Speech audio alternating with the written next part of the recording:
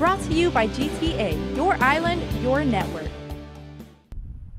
A Department of Defense contractor fined $100,000 by Guam EPA for leaking over 110 gallons of jet fuel and contaminated water in Harmon and Agana Heights.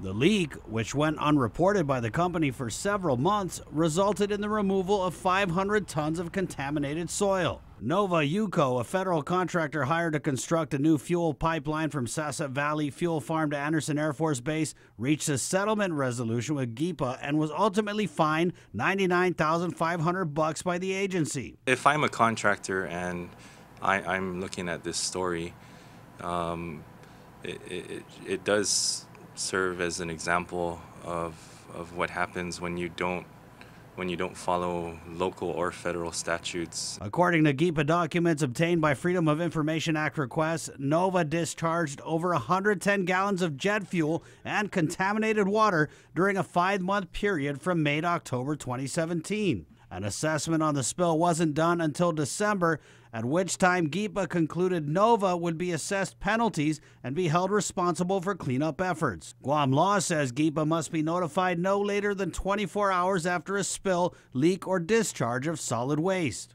Cleanup and assessment was delayed because in one of the areas affected by the spill, U.S. Fish and Wildlife determined endangered snails were present. This meant cleanup efforts had to be halted until the snails left the area. Nova was hired by DOD for a whopping $52 million project to improve and expand the fuel pipeline in anticipation of the impending military buildup on Guam. The company, part of Qantas Services, a global construction conglomerate and engineering firm worth an estimated $7.5 billion.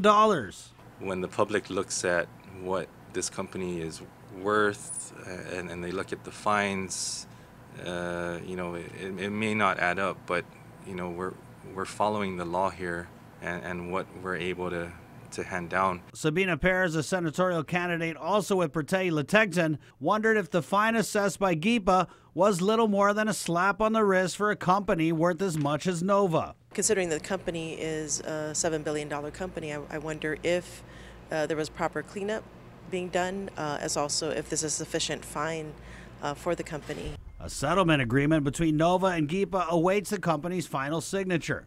With the military buildup already underway, Lee said GEPA is one of the few GovGuam entities that has enforcement authority over military buildup projects.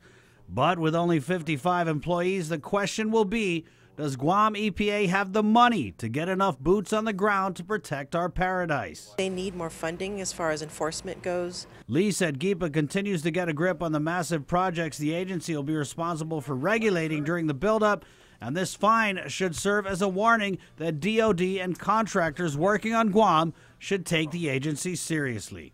If they don't, they should be taking us serious. Yeah, absolutely. It is a message, definitely. For other contractors, especially those that may not be, doing things properly. For Guam's News Network, Chris Barnett reports. Brought to you by GTA, your island, your network.